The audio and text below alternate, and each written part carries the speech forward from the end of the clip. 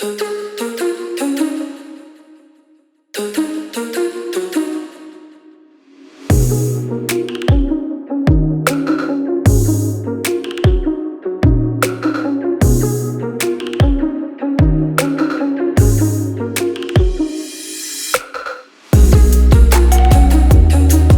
daily move is with my good friend, Dr. Marina Mangano. She's a wonderful doctor as well as a yoga instructor and a pretty salty rock climber. She works in the same office as me, and she's going to help today. Let's say you want to get into yoga, but you don't know that you're necessarily ready for a studio. You have an injury that you're dealing with, or you just kind of don't feel great after we've done some sort of yoga that you've tried before. Marina, what are we going to do? Yeah, so we're going to go through a couple of just micro movements for a full body effect, and the goal of that is to teach you areas that you didn't realize you had tension, and some cues to get away from that tension so you can feel safe in movement. When you start to build that confidence or your injuries start to diminish, you may feel more confident to then get to a studio. Perfect. Okay, where are we going to start? Awesome, so I'm going to have you in seated posture. So turn to the side for me a little bit here. To get the full body involved, it's the quickest bang for your buck. I always ask that you try to tuck the arches underneath for a lower body stretch. So you're gonna reach around and even tuck the little pinky toe underneath. And you'd have to be comfortable in your knees to do this. If you aren't, you would sit up on a blanket or a bolster underneath your shin and your glute to have less flexion through the knees. And this can be pretty intense through the feet if you're wearing heels or tight, rigid shoes every day. So as soon as you can get the shoes off, you're gonna bring the brain's attention to your foundation in the lower portion of the body, which will improve all of your movement throughout the rest of the day. So with the lower body taken care of for right now, we're going to interlace the fingers. Keep the shoulder blades back towards the spine, and then try not to shrug throughout this process. Open the palms forward, and then you're gonna resist, push forward, and we're gonna do this with breath. So one of the things that you'll always hear in a yoga studio is movements per breath. And because that is how we integrate the brain and these micro movements. So you can do a lot of things, but without the breath, you're really missing the true benefit. So as you inhale, bend the elbows, open the hands forward. As you exhale, press the hands away from you and the spine behind you. So it's like you're trying to create tension as you exhale. Good. So inhale, back off a little bit. Exhale, create tension. And the entire time, I'd like the ears over the shoulder blades to keep the back of the neck decompressed. Now we can add in, as you inhale, bend the elbows, let your jaw protrude forward with your head. As you exhale, straighten the arms and spine, and then bring the ears back into space to retract. You'll feel tension in the back of the neck. Great, we're gonna add on. This time as you exhale, you're gonna stay extended. So big breath in here. And then exhale, we're gonna add rotation through the forearm. So the right forearm is gonna drop down as you exhale. Good. Inhale back to neutral. Exhale, switch sides. So you'll start to feel a really good stretch. Keep going through the forearms, and we're trying not to shrug too much through the shoulders, keeping the ears back in that retracted position. And you can do this as many times as you want. Good, and so now it's just a little bit of ribs mobilizing. It's also gonna help release the forearms, but it's also releasing the brachial plexus is a string of nerves that comes out of both sides of your spinal cord and into the hands. An area where we breathe really high and get really rigid throughout the day. Those nerves can get compressed and gives you that sense of weakness or grip strength loss in the hands. So bring both hands, we call it two prayer hands. Really strong pressure on both the palms. And then you'll start to feel a little bit of engagement through the shoulder blades underneath here if you're pressing well enough, making sure the shoulders are not chugged up. And the underneath bottom portion of your shoulder blades, you can almost feel them tipping forward into the rib cage, making sure the lower ribs are staying back in line with your hips and not arching forward. Ears are in line with the shoulders. Start to roll the hands forward and backward. One breath per motion.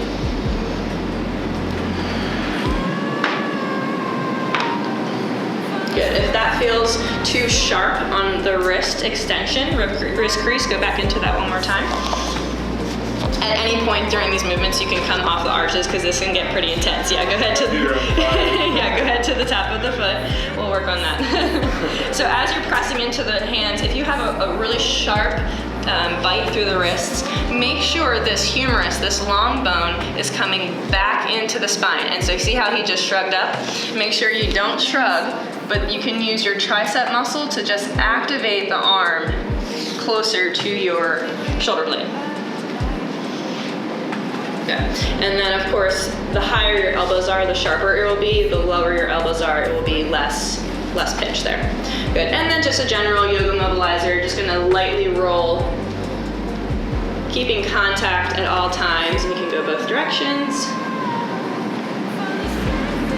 Wonderful. Really good. Let's turn, face the crew. And so this is something called nerve flossing. It's definitely, we use this as a diagnostic tool as a chiropractor, but then we also use it as a rehab method to mobilize the nerves that come out of your spine and down all the way to your extremities. There's a lot of different variations of these. I'm just going to teach a couple pretty common culprits for hand pain, neck pain, elbow pain, shoulder pain. So you can take a seat however is comfortable for you if your arches are dying. I'll stay here. You can sit there, okay. We're gonna start with radial nerve. So you're gonna grab the fingers around the thumb, bring the thumbs up and look up as you breathe in. As you exhale, go skiing. Chin to chest, push the elbows behind you, and then flick the pinkies up towards the ceiling. Good, inhale, look up, curl the elbows back. Exhale, look down, go skiing. Good, really good. Take a break. So if you get any zing or anything that's too sharp through the neck, maybe you need to see a practitioner before you're ready to do this position. But kindly, slowly working through it with breath, you should feel safe enough to have tension, but not pain and discomfort. Okay, so the next one is for your median nerve, an area that people suffer from carpal tunnel. So for this one, palm is gonna come up and face your head. And then your ear is going to drop towards, turn your palm down into the head. So this will be breath in.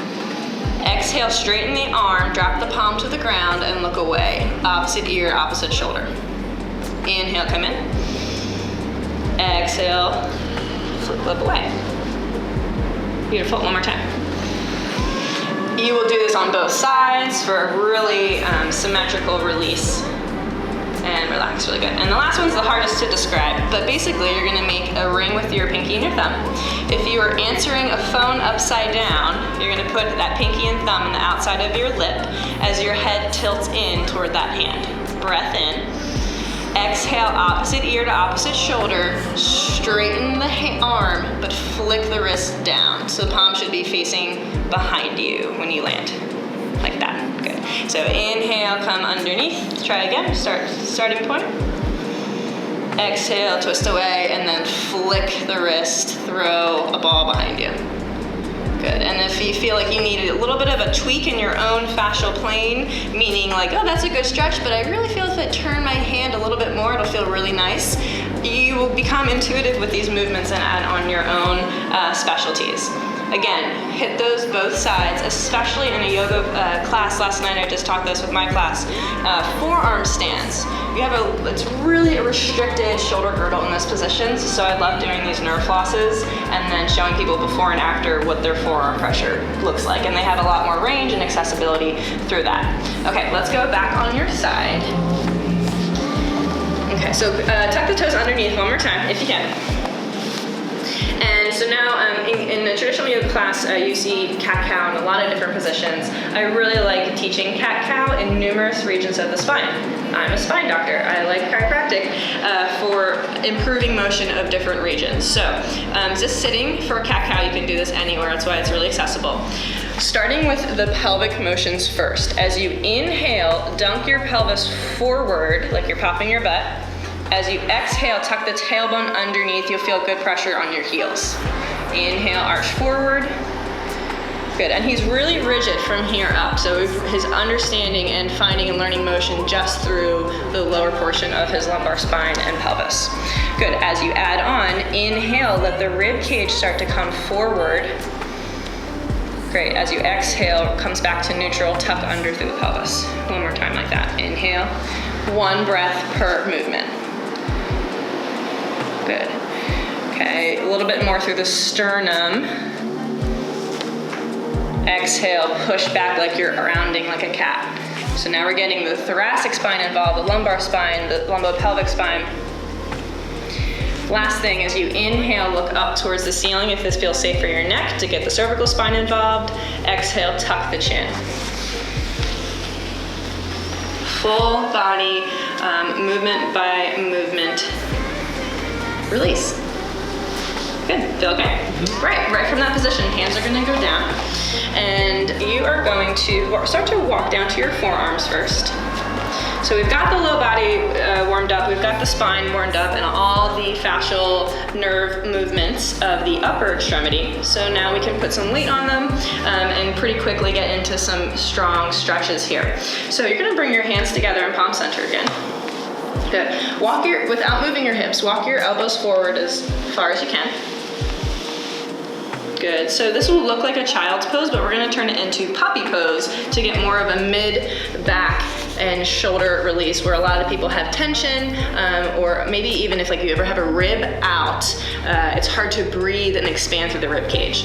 So right from here, you're gonna bring the hands, press the palms pretty strongly together, lift them up without keep the elbows on the ground, and bring this all the way up. See if your elbows can stay there as you touch the back of your spine with your thumbs.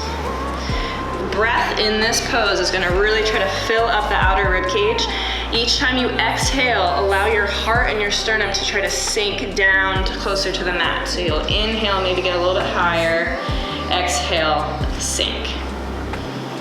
If you have great flexibility in this range and it's just not enough of a stretch for you, you can come up a little bit. Leave your feet where you are, but can you walk forward and let your hips come off the ground? So move up a little bit, move up a little bit. Great. And then return and sink to your depth through the sternum. And you'll feel a lot more of a stretch, right? Mm-hmm. Good. If you have any type of shoulder impingement, these positions can be a little tricky, so make sure you are still pushing down from the elbows into the ground so you're not collapsing through the shoulder. Most of this extension has to come from the spine and then lengthening through the shoulder girdle. Great. Right from there, slowly start to release your hands back to the ground, turn palms face down, and then walk your hands in a little bit so they're underneath where your elbows were. Tuck the toes underneath, and we're gonna finish in downward facing dog. Okay, so a downward facing dog. I'm so excited to teach this to you. Bend your knees pretty deeply. Great, so the hip hinge is the most important part, and I actually think we were gonna talk a little bit about those movements before we go into this. So this position is gonna stay right where you are. Sink the knees a little bit lower to the ground. Good, so to prepare for down dog anyway, we should do these postures first. You're gonna pivot, so inhale where you are. Exhale, twist your right knee open to the outside of the mat. Good, inhale, come back. Let your toes turn with your knee. Beautiful, much better, good. Inhale, neutral, exhale, switch sides. Good, inhale, neutral, exhale, switch. Great, and you only need to go as far as you feel like it's your lower extremity moving, not your whole torso is rotating. Good, so now let's do, trying to keep everything here pretty stable. Take a big breath in. Exhale, kick this leg up behind you and just out behind you to the same level of your hip. Good, inhale back to where you were. Exhale, switch sides. And just stay at that level of your hip. Good, one more time. Great. And then we're gonna add external hip rotation. So breath in, exhale, bring your knee out to the side. Sometimes you'll hear a fire hydrant type movement. And switch sides. Good, and you really are driving the outside of the knee up towards the ceiling so you'll feel outer glute. And you're trying to keep the pelvis as stable as possible. So if you're burnt out or tired, do you need to take a break? Okay, take a break. Obviously, you have to breathe through these movements, but when you slow and control your breath, it can take a little bit longer and you burn out a little bit faster. We've got one more movement if you can handle it. I'm ready. All right, let's go into downward facing dog. So very similar to what you just did, but now we're gonna tweak it and make it safer for your spine and more comfortable that you would actually want to use this as a restorative pose throughout the day.